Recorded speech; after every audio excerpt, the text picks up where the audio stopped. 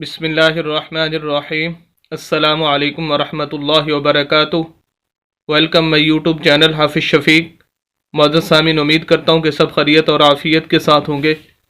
الحمدللہ ہم تختی نمبر 11 اس کا پات 34 34واں سبق پڑھنے جا رہے ہیں، جس کے اندر ہم زبر زیر پیش، دو زبر دو زیر دو پیش، کھڑی زبر کھڑی زیر الٹا پیش، حروف مدہ اور لین، وقف کرنے کا طریقہ، ساکن حروف، قلقلہ، غنہ، یہ تمام چیزیں انشاءاللہ ڈسکس کریں گے، کیونکہ ہمارا مقصد آپ حضرات کے سامنے چند حروف پڑھنا ہی نہیں ہوتا، چند الفاظ پڑھنا ہی نہیں ہوتا، بلکہ ان الفاظ سے نکلنے والے اصول و ضوابط اور تجویدی قوانین آپ حضرات کے سامنے رکھنا ہوتے ہیں، تاکہ آپ ان تجویدی قوانین کو مد نظر رکھ کر بقیہ قرآن کی صحیح طریقے سے تلاوت کر سکیں۔ آئیے آج کا سبق شروع کرتے ہیں۔ اعوذ باللہ من الشیطان الرجیم، بسم اللہ الرحمن الرحیم۔ واو زبر لام ول، فا زبر تا فت، والفتح، حا پیش حو، والفتح۔ واو کو ہم لام کے ساتھ ملائیں گے، درمیان میں الف ہے، الف خالی ہے، خالی سے مراد اس پر اوپر نیچے کوئی حرکت نہیں ہے، اس وجہ سے اس کو نہیں پڑھا جائے گا۔ واو کو ڈائریکٹ ہم لام کے ساتھ ملائیں گے، کیونکہ لام ساکن ہے، اسے جزم بھی بولتے ہیں، اسے سکون بھی بولتے ہیں، اور جزم یا سکون والا لفظ خود بخود نہیں پڑھا جاتا، اس کو ہیلپ کی ضرورت ہوتی ہے، تو پچھلے لفظ کو ہم ساتھ ملائیں گے واو کو لام کے ساتھ، اور اسی طرح تا بھی ساکن ہے تو فا کو تا کے ساتھ ملائیں گے، تو جہاں بھی ساکن حروف ہوگا پچھلے لفظ کو اس ساکن حروف کے ساتھ ملایا جائے گا۔ اب ہم پڑھیں گے واو زبر لام ول، فا زبر تا فت، والفت، حا پیش حو، والفتح، حا کے اوپر پیش ہے۔ ویسے زبر زیر پیش کے بارے میں اگر آپ 3 اصول ذہن میں رکھ لیں تو انشاءاللہ قرآن کا کافی سارا حصہ آپ کے لیے پڑھنے کے اندر صحیح تجوید کے ساتھ پڑھنے کے لیے آپ کے لیے آسان ہو جائے گا۔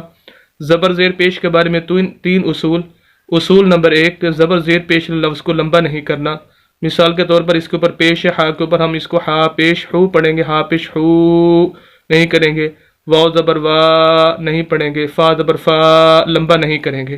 ایک اصول تو یہ ہو گیا۔ اصول نمبر 2، زبر زیر پیش والے لفظ کو جھٹکا دے کے نہیں پڑھیں گے، ہا پیش ہو یا فا زبر فا، واو زبر وا، جھٹکا بھی نہیں دیں گے، یہ بھی درست نہیں ہے۔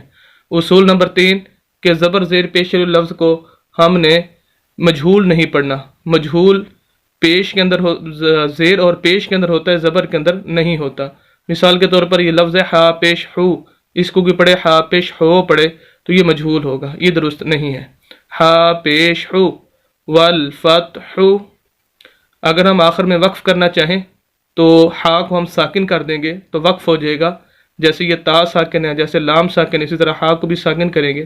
جیسے ہم ہا کو ساکن کریں گے اس کی پیش ختم ہو جائے گی، کیونکہ جو ساکن حروف ہوتا ہے پھر اس پر زبر زیر پیش یا کوئی بھی حرکت اوپر نیچے نہیں آ سکتی، تو ہمارا لفظ ہوگا وقف کی حالت میں والفتح، والفتح۔ واو زبر لام ول، عین زبر صاد عص، والعصر، را زیر ری، والعصر۔ ساری باتیں وہی ہیں جو والفتح کے اندر تھی، کہ واو کو لام کے ساتھ ساکن ہے، عین کو صاد کے ساتھ صاد ساکن ہے، را کے نیچے زیر ہے، لمبا نہیں کرنا، جھٹکا نہیں دینا، مجہول نہیں پڑھنا۔ لفظ ہمارا ہوگا والعصر۔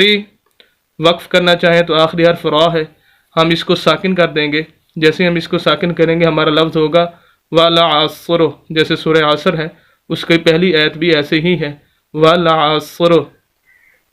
تیسرا لفظ ہے میم زیر می، نون زبر لام نل، مینل، نون کو ڈائریکٹ لام کے ساتھ کیونکہ الف خالی ہے، مینل، میم پیش عین مع، صا زیر صی، من المعصی، را کھڑی زبر را، من المعصرہ، کھڑی زبر کھڑی زیر الٹا پیش 3 حرکتیں ہوتی ہیں، جس لفظ کے اوپر نیچے آ جائے اس لفظ کو لمبا کیا جاتا ہے، تو یہ را کے اوپر کھڑی زبر، اس وجہ سے ہم را کو لمبا کریں گے، من المعصرہ، تا زیر تی، من المعصرات۔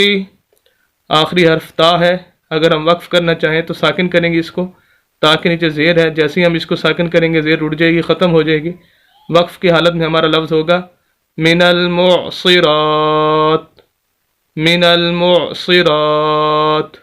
تو یہ تھے دوستو چند حروف، ایک لائن جو آپ حضرات کے سامنے پڑھی گئی، اور تمام اصول و ضوابط تفصیل کے ساتھ آپ حضرات کے سامنے ذکر کیے گئے۔ انہی اصول و ضوابط کو آپ قرآن کی تلاوت کرتے ہوئے اپلائی کریں اور اسی طریقے پر تلاوت کریں، انشاءاللہ آپ کا تلاوت کرنا زیادہ ثواب کا باعث ہوگا۔ امید کرتا ہوں بخوبی سمجھ چکے ہوں گے۔ مزید اسلامی ویڈیوز کے لیے اور قرآن کو صحیح تجوید کے ساتھ پڑھنے کے لیے ہمارے یوٹیوب چینل حافظ شفیع کو ضرور سبسکرائب کیجئے، صدقہ جاریہ سمجھ کر شیئر بھی کیجئے۔ ملتے ہیں نیکسٹ ویڈیو کے اندر کل انشاءاللہ۔ اجازت دیں، اللہ حافظ۔